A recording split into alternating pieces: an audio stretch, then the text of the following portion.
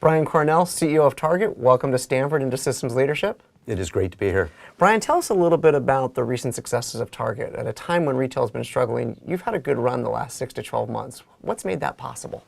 Well, it's really a combination of a number of things that we've been working on for several years now. And if I go back to February of 2017, we laid out a kind of a 3-year vision for the company.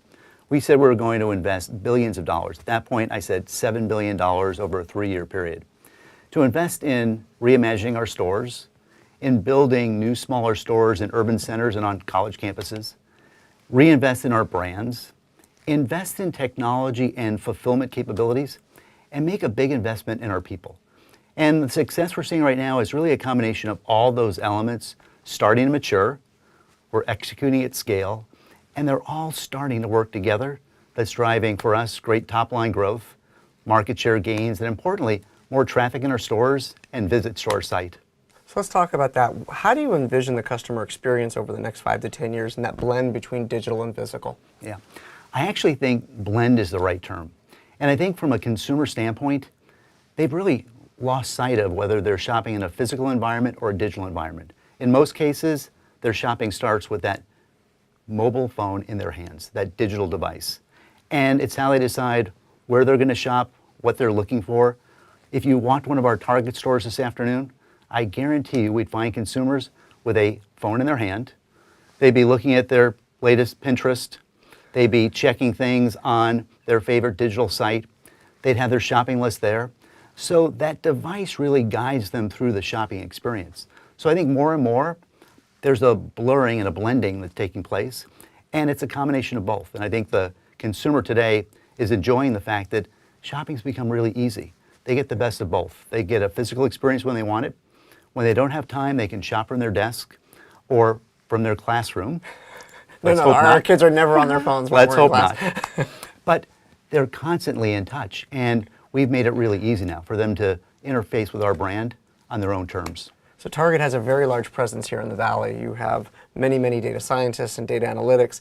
Tell us a little bit about how you thought about building that competency inside of the organization and having such a large presence here in Silicon Valley.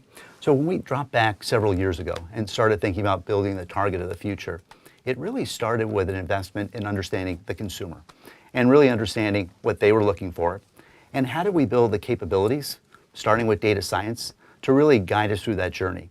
So while I can talk a lot about strategy, the other thing that we've recognized is how important it is to have the right capabilities in place. And whether that's technology or supply chain capabilities, for us, product design, our focus on execution at store level, but data and analytics has been an important guidepost for us as we've gone through this journey.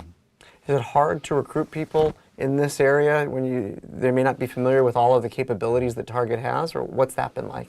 Well, we've been fortunate. We've recruited quite a few Stanford grads. And I think what's attracting them to our business is the richness of our data. The fact that on an average week, we get 30 million consumers shopping our stores, a similar number going to Target.com. So we have all this rich data, and we understand where consumers are shopping, what they're looking for, and I think they've been really intrigued by the ability to take that data and help us build a future. You've been in the retail business, the grocery business, the CPG business for the last 20 plus years. What are the biggest changes you've seen, and how do you imagine things continue to evolve over the next decade? Well, I've certainly seen this trend towards personalization and localization.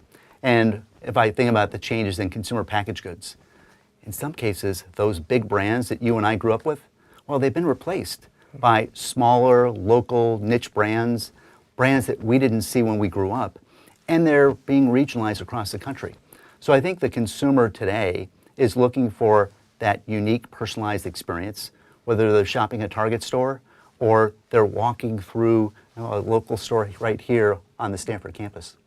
As you think about your time as the CEO, what's been the biggest surprise that you didn't expect, that you look back on and say, oh, I had no idea that was coming? Yeah, I think I walked in recognizing the importance of a clear strategy for an organization, but I've come to realize just how important culture is, a clear purpose, and importantly, as I said before, ensuring that that strategy is supported by great capabilities and the importance of team. If you and I were sitting here in 2029 doing this interview again, what do you think Target will stand for your customers at that moment in time? Yeah, I think we'll still be true to the purpose we have today. And it's really focused on bringing a little bit of joy to all the families we serve each and every week, and really enhancing their everyday life. So I think that focus on families, that connection we have today with moms, with kids, with families across the country, I think it'll be as true in the future as it is today. Brian Cornell, CEO of Target, welcome to Stanford, and thank you so much Great for coming. to be here. Thanks.